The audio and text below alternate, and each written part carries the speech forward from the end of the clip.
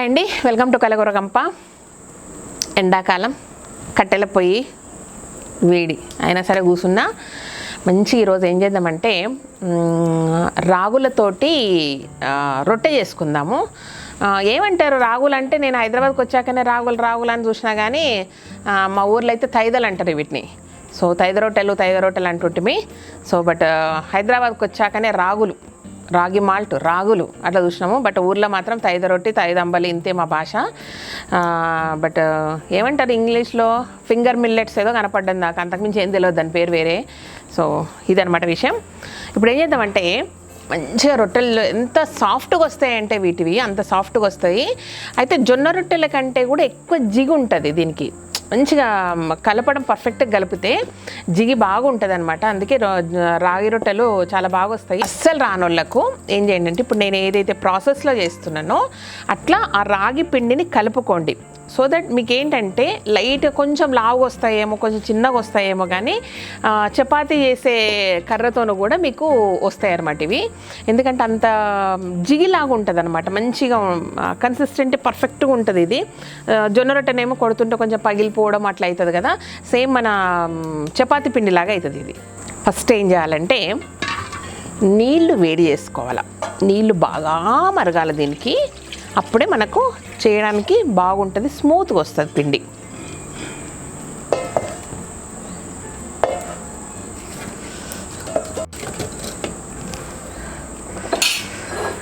మనం తయారు చేసుకున్న పొగగొట్టం ఒక పైపు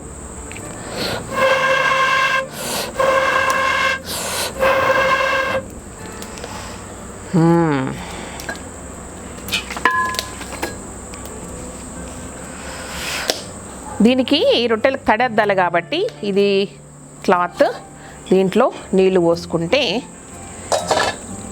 ఇలా సరిపోతుంది అన్నమాట. ఈ నీళ్లు మల్టీపర్పస్గా పనికొస్తాయి. అప్పుడప్పుడు కట్టెలు ఎక్కువ కాలినప్పుడు ఇట్లా చిలకరియనికి, రొట్టె మీద రుద్దనికి, పిండి తడుపుతుంటే మనకు కొంచెం వాటర్ ఎక్స్ట్రా అవసరమైతే మళ్ళీ వేసుకునికి, అట్లా మల్టీపర్పస్ అనమాట. పక్కన ఈజీ.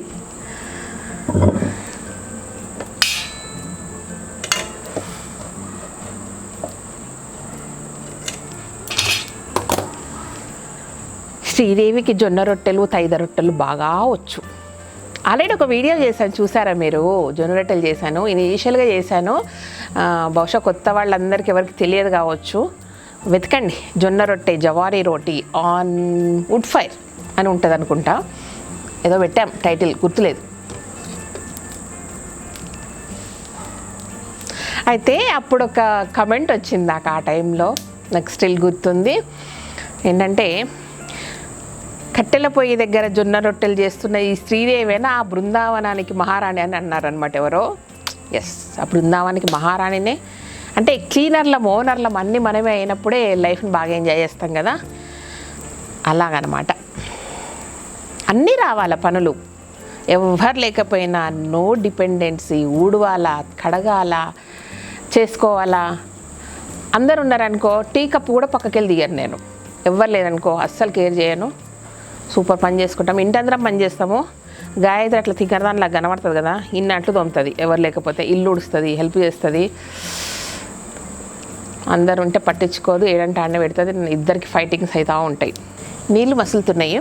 యా, ఫైటింగ్ అంటే గుర్తొచ్చింది నాకు. నిన్న తిరుపతి నుంచి ఎవరో కామెంట్ చేశారు, పెళ్ళయి 1-2 years అయింది, 2 years అయింది, చిన్న బాబు ఏదో ఉన్నట్టున్నారు వాళ్ళకి. అమ్మాయి అన్నదనమాట, మీ హస్బెండ్ ఎంత బాగా అర్థం చేసుకుంటాడు అక్క, మా ఆయన ఏం హెల్ప్ చేయడు, ఇట్లనే ఉంటాడు. ఇప్పుడు వేరేలాగా ఉన్నారు హస్బెండ్స్, మీ టైంలో వేరేలాగా ఉన్నారంటే మా టైము మీ టైము ఇంకా పాతకాలము వచ్చే జనరేషన్ ఏం తేడా లేదమ్మా, అందరికి అట్లనే ఉంటారు. ఇనీషియల్ స్టేజ్లో ఒక పెళ్ళైన ఒక 10 ఏళ్ళు కొట్లాడి అన్నీ అయిపోయి, ఈ టైంలో ఏంటంటే ఏం కొట్లాడతాం తీ అని అడ్జస్ట్ అయిపోయి హ్యాపీగా ఉంటామన్నమాట. అట్లా ఒక టైం పడుతుంది. ఎందుకంటే ఇంట్లో ఉన్న మనల్ని కన్న తల్లిదండ్రులతోనే సాలిడ్గా కొట్లాడతాము. నేనైతే గంట సేపు ఉంటే మా అమ్మతోనే, గంట కాదు 5 నిమిషాలు ఉంటే 60 నిమిషం మా అమ్మతో నేను కొట్లాడతాను. అట్లాంటిది వేరే ఫ్యామిలీల నుంచి చేసుకున్న హస్బెండ్తో మనకి ఎట్లా కుదురుతుంది? అంత ఈజీగా కుదరదు. ఒక టైం వస్తుంది, ఆ టైం వరకు అడ్జస్ట్మెంట్స్ అనమాట. మన అంటే ఇద్దరికి మధ్య అండర్స్టాండింగ్ అంత టైం పడుతుంది. సో అంత ఈజీ కాదు. ఆ తర్వాతనే ఓపిక లేక ఇష్టం లేక ఊకేం కొట్లాడతాం బై, మళ్ళీ ఒక 5 నిమిషాలు మళ్ళీ గంట అయినాక సచ్చినట్టు మాట్లాడేదే కదా, ఎందుకు వచ్చిన గోలని కొట్లాడడం మానేస్తాము అంతే, అంతకుమించి ఏం లేదు. ఇవన్నీ ఇప్పుడు కొట్లాడతారు కదా ఇనిషియల్ స్టేజ్లో, తర్వాత అన్నీ ఒక మంచి జ్ఞాపకాలు అంతే. సో అట్లా హ్యాపీగా ఉండండి. అది ఇది వాళ్ళతో కంపేర్ చేసుకొని అంత అట్లా ఏమి ఉండదు. ప్రతి ఇంట్లో గొడవలు ఉండి తీరుతాయి. గొడవలు లేవు, మేము చాలా అన్యోన్యంగా ఉన్నాము, అంత సీన్ ఏం లేదు ఎవరికి. సో ప్రపంచంలో ఒక్కటి మాత్రం చెప్తానండి నేను, ప్రపంచంలో ఎన్ని విషయాల గురించి గొడవలు పడాలో అన్ని విషయాల గురించి గొడవలు పడ్డాం మేము లైఫ్లో. కానీ ఒక్క డబ్బు విషయం మాత్రం ఎప్పుడు గొడవలు పడలేదండి. ఇది మాత్రం నేను చాలా ప్రౌడ్గా చెప్పగలుగుతా. ఏదన్నా లాస్ రానియండి, ఏదన్నా రానియండి, అది మనం భరించలేనంత లాస్ వచ్చినా సరే కూడా మా ఇద్దరి మధ్యలో నువ్వు చేసినావు అనే మాట ఇప్పటివరకు రాలేదు మాకు. సో అది మాత్రం పక్క. మిగతా అన్నీ కొట్లాడు ఇప్పుడు కూడా కొట్లాడతాం. మా ఆయన కూర్చుని పెట్టిందనుకో ఇన్ని నా మీద సాడీలు. ఓకేనా? నీళ్ళు బాగా మసలాయి, ఇలా మసలాలి, కాసేపు మసిలితేనే బాగా వస్తాయి రొట్టెలు. చూడండి వచ్చిందా? దీంట్లో ఏం చేద్దామంటే డైరెక్ట్గా పిండి కలుపుకుందాం.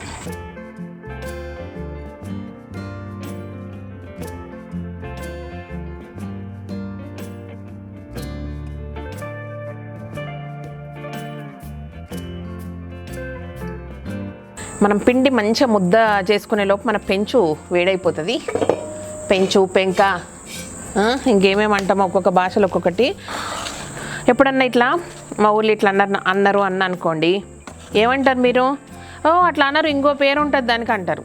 అట్లా కాదు, మీ ఊళ్ళో భాష మీది, మా ఊళ్ళో భాష మాది కాబట్టి మీ ఊళ్ళో అట్లా అంటారా అక్క, మా ఊళ్ళో ఇట్లా అంటారా అని చెప్పండి అంతే. ఓకేనా? చెప్పండి, ఏం కాదు. నాకు ఒక ఐడియా వచ్చింది, కట్టెల పొయ్యి డిజైన్ చేయడం ఐడియా వచ్చింది. ఒకసారి చేసి చూపిస్తా, ఈజీ ప్రాసెస్. అట్లా చేసుకొని అపార్ట్మెంట్లో చిన్న బాల్కనీలు ఉంటాయి కదా, పెట్టేసుకోండి కట్టెల పొయ్యి, ఈజీ.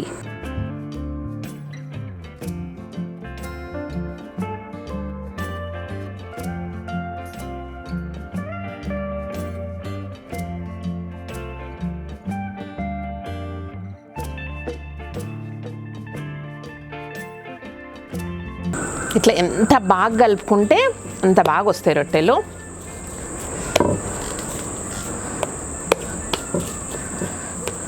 ఈ జొన్న రొట్టె ఇంకొక డౌట్ ఏంటంటే, మీరు జొన్న రొట్టెలు అవి తీసుకెళ్ళి స్మూత్గా ఉండే కర్ర మీదనో స్మూత్గా ఉండే బండల మీద చేయొద్దండి, సరిగ్గా రావు.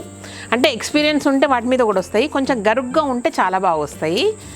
సో ఇలాంటి బండలు తెచ్చుకోవాలన్నమాట.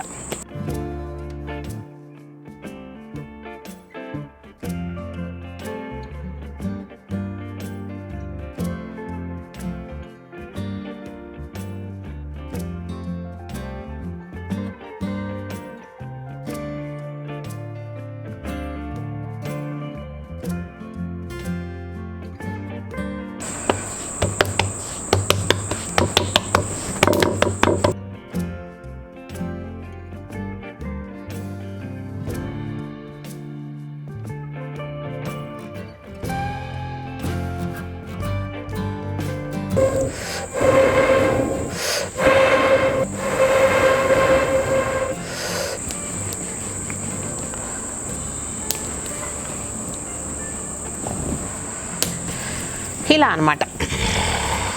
బాగా చేసిన కదా, అది కాలేలోపు ఇంకో రొట్టె రెడీ చేసి పెట్టుకోవాలి.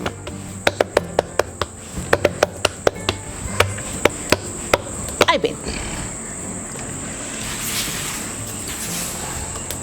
ఇట్లా అవుతే రొట్టె మాడుతుంది. దానికి అలా ఉంటుంది కానీ టేస్ట్ బాగుంటుంది, ఎక్కువ కర్రీ పడుతుంది, మంచిగా తినొచ్చు, అండ్ హెల్త్కి చాలా మంచిది.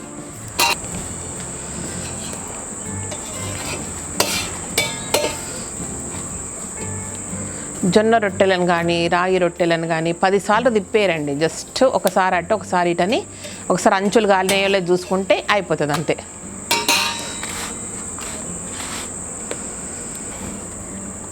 రాగి రొట్టె మన గంపలో.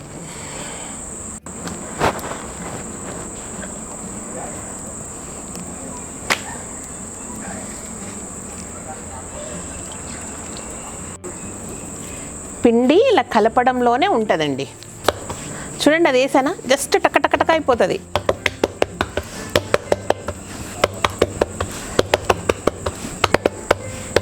యా, అదొకటే సైడ్ కాలింది, అప్పుడే అయిపోయింది రొట్టె.